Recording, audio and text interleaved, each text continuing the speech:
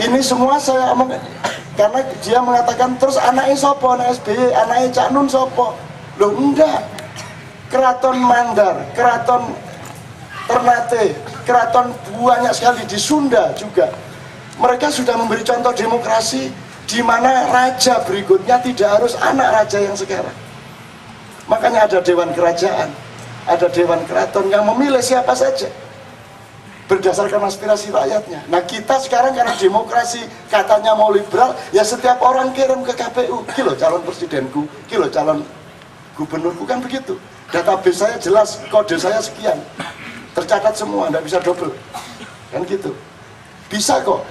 Mungkin kita masih salah memilih gubernur, mungkin kita masih salah memilih presiden, tapi minimum sudah benar caranya memilih, kan gitu. Mungkin belum masuk surga, tapi lagi sembahyang temenan, gitu loh. Mungkin belum setia benar, tapi kan sudah berusaha untuk setia. Asu ya.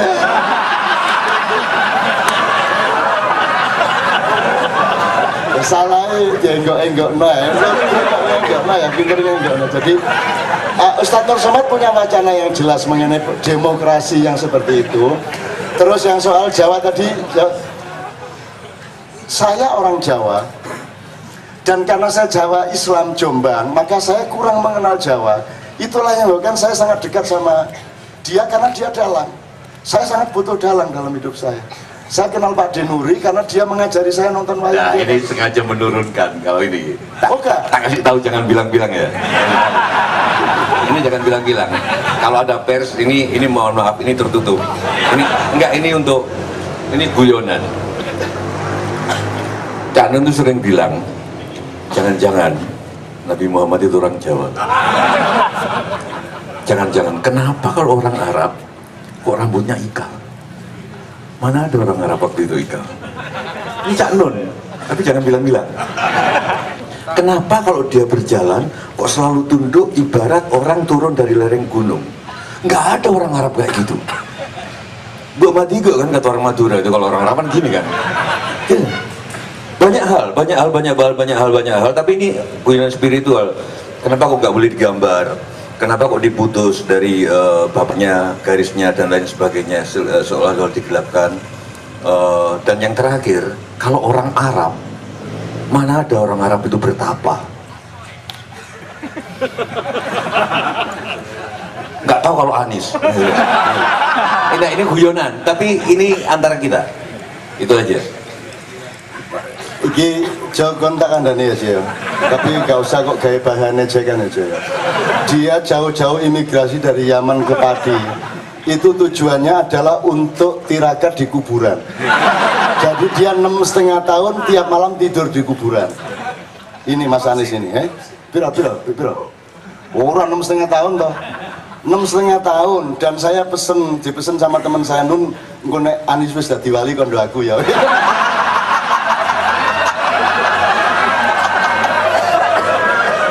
Lo wis kebiyen wali gendeng ya.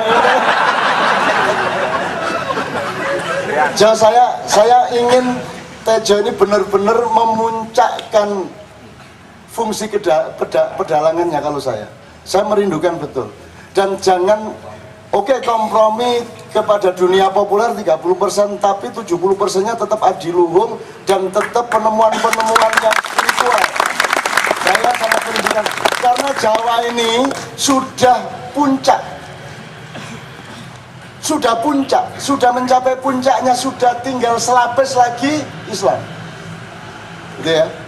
Sudah, Anda ngomong apa? Mau ngomong bahasa, mau ngomong Ontowajono, mau ngomong Karawitan, mau ngomong tembang, lagu Jawa itu sudah memuncak. Kalau sekarang orang Jawa bikin lagu Jawa, tidak akan bisa menandingi yang sudah di puncak.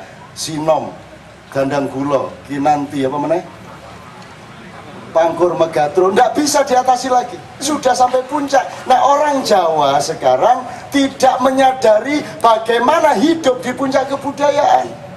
Karena mereka tidak menyadari puncaknya itu, maka mereka sekarang tidak mengerti dirinya, sehingga mereka turun merosot jauh sekali. Dan yang bisa menaikkan kembali adalah dalang-dalang macam dia ini. Artinya suatu hari KC isinya bayangan, adiluhung, 70% adilum, 30% guyonan, nggak ada salah. Tapi benar-benar menunjukkan ini loh, orang Jawa bisa menemukan ini. Orang Barat mau membalik kita, seolah-olah Timur berasal dari Barat, padahal jelas Timur baru Barat, Barat berasal dari Timur, kan begitu. Gini ono konco-konco Barat rasa kondo-kondo. Tapi itu jelas, itu Jawa. Saya bukan, yang saya maksud Jawa bukan Jawa sekarang. Terus Anda Betawi, saya Jawa, enggak. Oh, campur gak karu-karuan. Jawa yang saya maksud sama dengan Sunda. Ini si Dadang kan marah ini kalau saya ngomong begini, mana Dadang? Semua itu Sunda, iya enggak. Kamu menyebut itu Sunda, saya menyebut itu Jawa, yang dimaksud sama gitu loh. Dan tenang aja, kita kompak kita Dadang. Kita sama-sama anti Tuhan. Insya Allah ya. Insya Allah kalau Tuhan ada dia masih bingung, masih ada kata kalau gitu. Kalau saya kan sudah pasti. Oke, jadi kira-kira seperti itu. Saya mohon dengan sangat sekarang kita dengarkan Ustadz Nur Somad. Ada beberapa hal yang harus kita legitimasi, tapi saya ulangi. Saya tidak ya. Namain. Mungkin namain satu. Yang saya heran itu sebagai orang Jawa, maksudnya Jawa, bukan Jawa ini, Jawa Nusantara maksud saya. Kenapa kalau yang disebut menghina Tuhan itu, kok kalau menginjak-injak Al-Quran atau menjelek-jelekan nama Allah itu kesalahannya di mana? Padahal menurut saya dari pedalangan, menghina Tuhan itu sangat gampang. Begitu besok kita khawatir mau makan apa, pada saat itu kalian sudah menghina Tuhan. Itu aja. Jadi kamu nggak tanya, jawabannya sudah bagus banget ya. Dan ini kesadaran salik yang sangat tinggi. Cuman orangnya belum menyadari aja. Jadi kelakuannya masih kelakuan. Jadi memang begitu. Jadi sekarang kita kan ngertinya yang bisa dilihat dengan mata. Kamu mati terhadap virus, kamu mati terhadap bakteri dan kuman, kamu mati terhadap jidokmu sendiri. Kalau pedomanmu adalah apa yang bisa dilihat dengan mata. Wong matamu gak iso ndelok matamu dhewe. Ya toh? Iso ta matamu ndelok matamu dhewe sing ndelok cermine. Gitu loh. Jadi sekarang ini kan yang disebut menginjak Quran, menghina itu kan yang diinjak bukan Quran kok. Mushaf kok. Quran itu rohaniyah, dia kata-kata ditulis dengan tinta dan kertas, yang diinjak kertas dan tintanya. Meskipun secara budaya sebaiknya tidak dilakukan, tapi itu urusan budaya. Kalau mau menghina Tuhan, tiap hari kita menghina Tuhan. Tiap hari Tuhan nggak kita libatkan dalam banyak hal dalam hidup kita, kan Tuhan nggak kita libatkan. Emang ada di DPR itu melibatkan peran Tuhan gitu ya? Enggak ada. Tuhan tuh tiap hari kita hina. Maka saya, buku sebentar lagi terbit ini di Kompas buku saya yang lama, dan Tuhan pun berpuasa. Jadi nek Gusti Allah gak poso mau biar ini. Selamat Gusti Allah poso, sabar gitu, sampai kita yang gak sabar. Udah kayak gini kok gak ditempeleng-tempeleng gitu loh. Nek Gusti Allah ya aku tak tunyo ada. Tak pelototi ususnya, gagal kabeh. Untung Allah maha sabur, maha sabar, maha berpuasa, dan dia sangat sabar menunda hukumannya. Itu pun dia siap dengan ampunannya. Jafat mengatakan ada dosa, disiapkan ampunan. Wahai hambaku, datanglah kepadaku, bawa dosamu setinggi gunung apapun, masih lebih tinggi dan besar ampunanku kepadamu. Loh kurang bi, ayo nggak dosa sing akeh.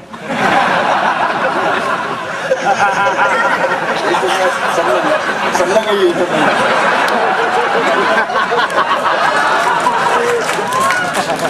Kan saya sudah pernah cerita mengenai 2 orang yang dipanggil Allah itu ya. Ya, udah ya. Loh kan ini kan penghuni neraka, tiba-tiba Tuhan tuh kok pagi-pagi bilang sama Bril panggilan anak 2 itu. Yang mana? Oh yang itu, oke. Terus dipanggil 2, lagi gue diundang Gusti Allah. Terus menghadap nyun sewu wonten dawuh. Terus Allah tanya, kamu ngapain masuk neraka? Wah saya itu sepanjang hidup tuh enggak pernah 1 kali pun taat sama Allah. Satu kali pun tidak pernah. Oh kalau memang kalau gitu pantas kamu, kata Tuhan gitu. Ya wis bener aku ngomong rokok ya sekono. Yang satunya kenapa? Selama hidup itu saya belum pernah berbuat baik satu kali pun. Semua jelek. Oh wis pantas ngono. Wis ngono mulai. Lah apa aku mau nyeluk kon aja pantas kan mlebu rokok. Begitu Isra pulang, begitu disuruh pulang, ini dua orang berperilaku berbeda. Yang satu lari kencang sekali, yang satu gini-gini. Sampai Tuhan penasaran, sini. Kamu kenapa kok lari? Loh kan saya sudah bilang ya Allah, selama hidup saya di dunia, belum pernah satu kali pun saya taat sama Allah. Lah tadi diperintah pulang, lari saya. Lumayan satu kali, tapi kan saya taat sama Allah. Kata, oh jadi kamu tadi lari karena taat sama saya? Ya kalau gitu masuk surga. Kamu ngapain kok kelenyat-kelenyit noleh-noleh? Loh saya itu kan husnudzon sama Allah. Saya disuruh pulang itu maksudnya kemana? Ke surga apa ke neraka? Terus saya berpikir, masa Tuhan nyuruh saya ke neraka? Pasti ke surga. Tapi saya ragu-ragu juga, maka saya tolak-tolak. Oh jadi kamu berbaik sangka sama aku? Iya udah masuk surga. Nah, jadi saran saya, lakukan dua hal. Jangan pernah berbuat baik dan jangan pernah taat sama Allah satu kali pun di dunia, supaya nanti dipanggil Allah ketika kamu di neraka. Kalau dipanggil,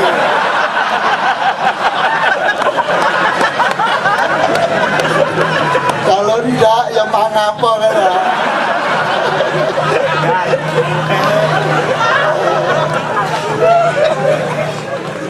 Allah itu lucu-lucu gitu loh. Seperti yang orang Badui tawaf itu kan dahsyat itu. Dahsyat. Endingnya kan bilang itu sama Yahudi, kamu dia nggak usah menghisap-hisap aku, karena aku juga tidak akan menghisap dia. Kan itu kan melanggar syar'i, ndak karu-karuan itu kalau diturutin. Ngerti ceritanya tuh? Ini kok goblok temen kan? Kana Nabi sallallahu alaihi wasallam yatufu fil Ka'bah fara'a Arabiyan yatufu biha wa yaqulu ya Karim. Wah, ini tak terus nangis. Tapi nak ngarepe wong Yaman gengsi nangis. Malu. Jadi ada orang Badui tawaf. Dia bilang ya Karim, ya Karim, ya Karim, ya Karim, ngubeng Ka'bah. Dilala Rasulullah Muhammad SAW itu pas tawaf juga di belakangnya. Dia juga memang menyebut ya Karim karena lagi populer itu kemuliaan Allah. Maka Rasulullah juga ya Karim, ya Karim. Si Badui noleh, kamu kok nuri-nuriin saya? Loh saya memang mau bilang ya Karim kok. Tapi kok nyama-nyamain sama saya? Loh enggak, saya memang mau ya Karim. Akhirnya ya Baduinya terus lagi. Gitu lagi, ya Karim, Muhammad ya Karim, ya Karim. Iki nyata ya apa kan? Wahai laki-laki, kata si Badui, kalau tidak karena wajahmu yang bercahaya, kalau tidak karena perilakumu yang teduh, maka penghinaanmu kepada aku dengan menirukanku bilang ya Karim akan aku laporkan kepada orang yang paling aku cintai, Muhammad sallallahu alaihi wasallam. Sing diancam Muhammad. Nek arek Jawa Timur lo arek iki gitu. Tapi karena Nabi Muhammad bukan orang Jawa Timur ya kan? Ya Jawa tapi bukan Jawa Timur ya. Terus Nabi Muhammad nggak tahan, dia nggak bisa acting lagi. Tebak kode, tebak luar ya gitu. Jancuk.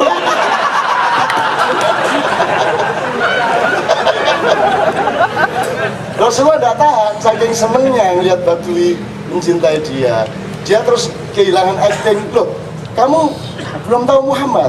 Loh, saya ini datang dari gunung ke Mekah cari Muhammad karena saya beriman kepada dia. Dan saya sangat cinta dan kagum sama kelakuan dan kelembutannya. Tapi saya cari kemana-mana, saya belum ketemu. Akhirnya sudahlah, saya bertahap di sini aja sambil mengingat-ingat dia dan menyebut ya Karim, ya Karim. Terus Rasulullah mengatakan, aku ini Nabi. Wah, akhirnya terus drama remaja toh. Terus gini-gini.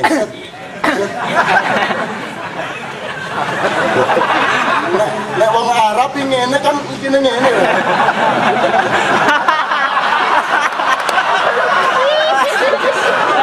Lho nek ngene lah. Ya sadar kan masing-masing sadar kepada kapasitasnya masing-masing.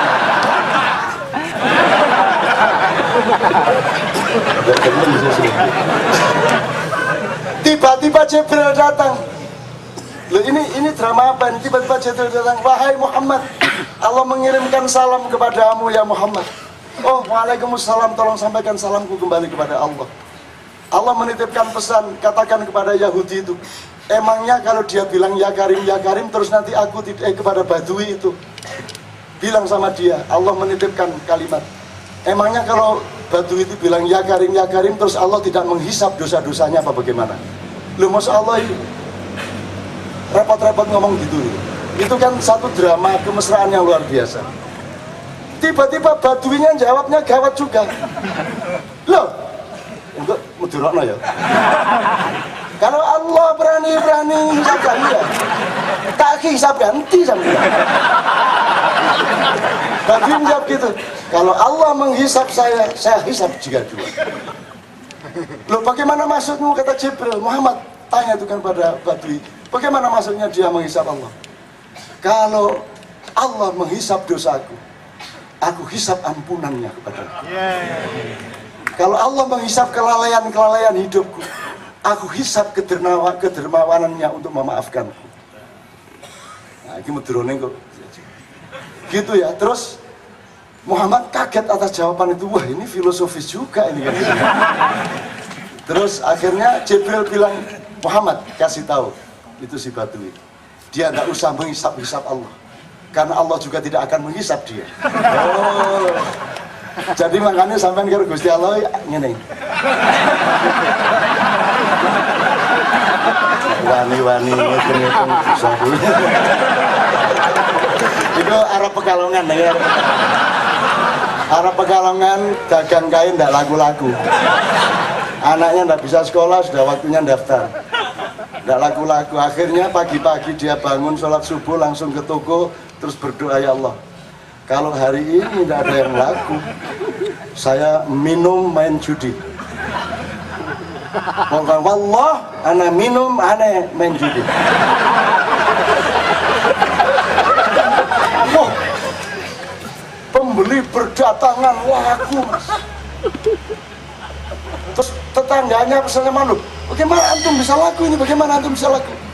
Kalau berdoa sama Allah, ditanteng dia. Jangan ya Allah, nggak gitu.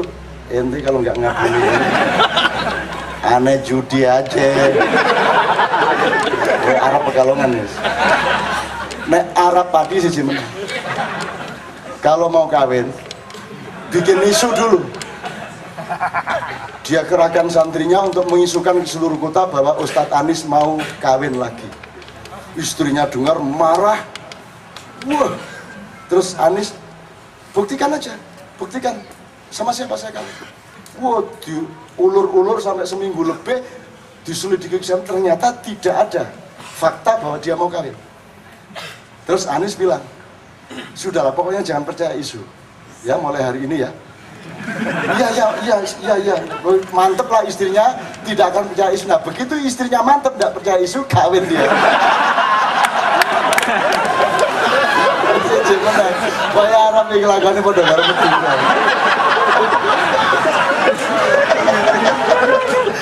Aduh lah kok guyon toh kira. Allah, tapi Anda bahagia ya. Sama ini bukan supaya Anda kurang ajar sama Allah, tapi supaya Anda dekat sama Allah, supaya Anda menyatu hati, nyawiji ajur-ajur dengan Allah. Ya jangan ranyak-ranyak banget. Orang Madura aja bilang, ya Allah sampai sore mau maghrib gak dapat ikan saya. Kan gitu.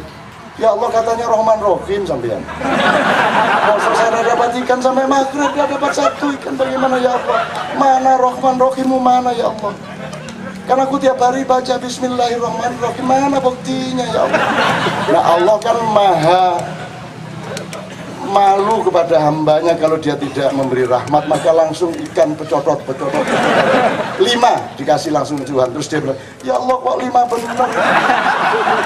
Ya memang saya, istri saya, anak saya 3, 5, tapi ya masuk 5 ya 10 lah. Ya Allah juga maha dikasih lagi 10. Ya 10, tapi ya kalau 15 ya lebih bagus. Akhirnya udah Allah bombong, kasih ikan sampai penuh perahunya. Wah, dia seret ke pantai dengan berat begitu, sampai di pantai dia membalikkan badan, ada asap membubung. Dan dia tahu itu di desa dia.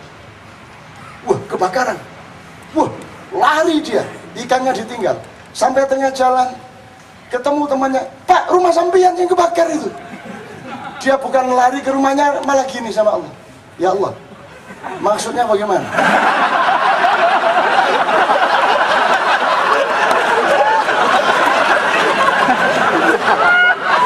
Soal ikan kan masalah di laut, kenapa dibawa ke darat?